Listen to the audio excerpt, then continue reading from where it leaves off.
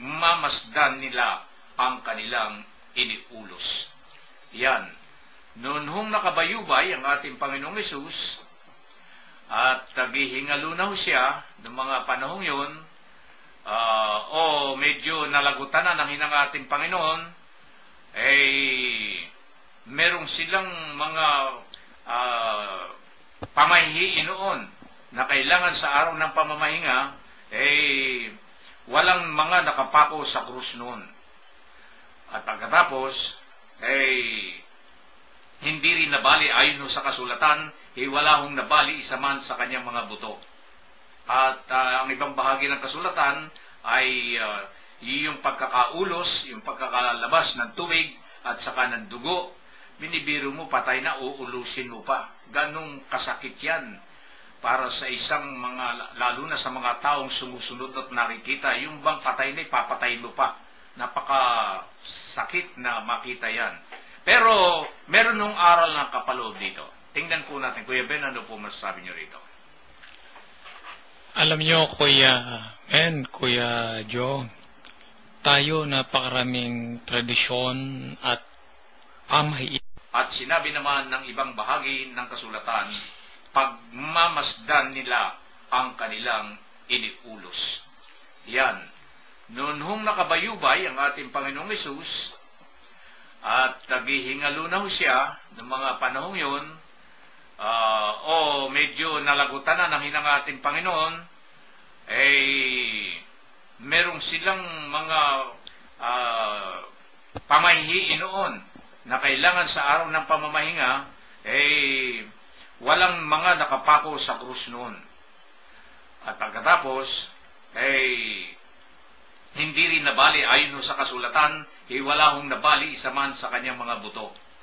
At ang ibang bahagi ng kasulatan ay yung pagkakaulos, yung pagkakalabas ng tubig at saka ng dugo. Binibiro mo, patay na, uulusin mo pa. Ganong kasakit yan para sa isang lalo na sa mga taong sumusunod at nakikita, yung bang patay na, ipapatay mo pa. Napakasakit na makita yan. Pero meron nung aral ng kapaloob dito. Tingnan po natin, Kuya Ben, ano po masasabi niyo rito? Alam niyo, Kuya Joe, tayo napakaraming tradisyon at pamahiin sa buhay. Kanyang mga buto. At sinabi naman ng ibang bahagi ng kasulatan, pagmamasdan nila ang kanilang iniulos. Yan. Noon hong nakabayubay ang ating Panginoong Hesus at naghihingalo na ho siya ng mga panahong yun, medyo nalagutan na ng hinang ating Panginoon, merong silang mga pamahihiin noon na kailangan sa araw ng pamamahinga, walang mga nakapako sa krus noon. At pagkatapos, hindi rin nabali ayon sa kasulatan, wala hong nabali isa man sa kanyang mga buto. At ang ibang bahagi ng kasulatan ay yung pagkakaulos, yung pagkakalabas ng tubig at saka ng dugo. Binibiro mo, patay na, uulusin mo pa. Ganong kasakit yan para sa isang lalo na sa mga taong sumusunod at nakikita, yung bang patay na, ipapatay mo pa. Napakasakit na makita yan. Pero meron nung aral na kapaloob dito. Tingnan po natin, Kuya Ben, ano po masasabi niyo rito? Alam niyo, Kuya Joe, tayo napakaraming tradisyon at pamahiin. Isa man sa kanyang mga buto. At sinabi naman ng ibang bahagi ng kasulatan, pagmamasdan nila ang kanilang iniulos. Yan. Noon hong nakabayubay ang ating Panginoong Hesus at naghihingalo na ho siya ng mga panahong yun, medyo nalagutan na ng hinang ating Panginoon, merong silang mga pamahihiin noon na kailangan sa araw ng pamamahinga, walang mga nakapako sa krus noon. At pagkatapos,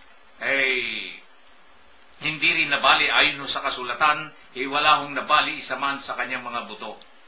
At ang ibang bahagi ng kasulatan ay yung pagkakaulos, yung pagkakalabas ng tubig at saka ng dugo.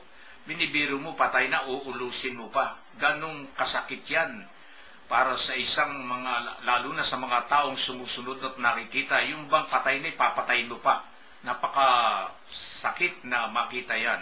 Pero meron nung aral ng kapaloob dito. Tingnan po natin. Kuya Ben, ano po masasabi niyo rito?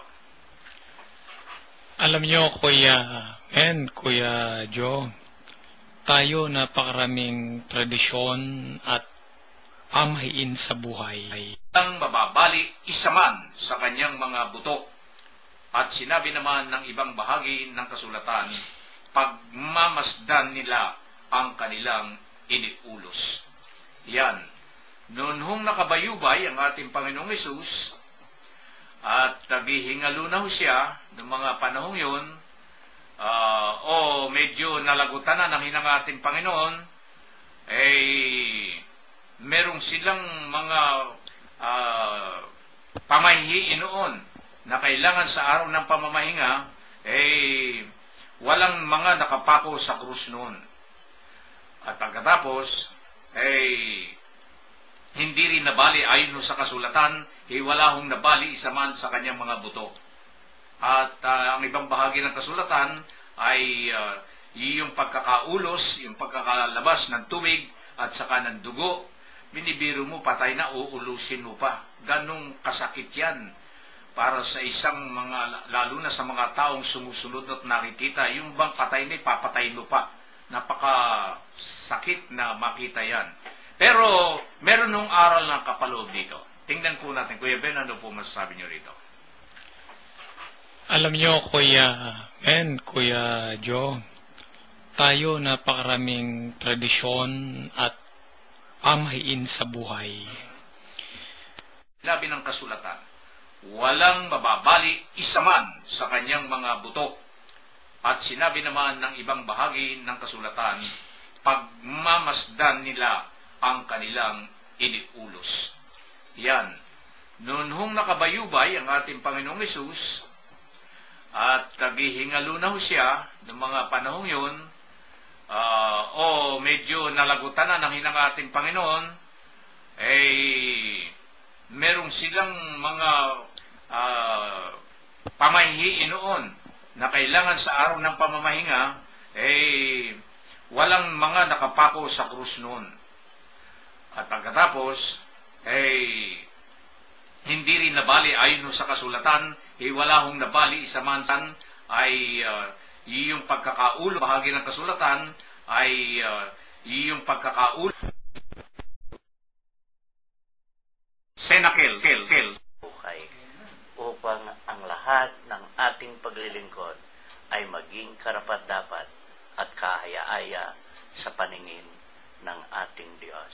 Amen. Amen. So, yan ang importante. Yung kung tayo bilang anak ng Diyos, magbibigay ng ating oras para sa Panginoon.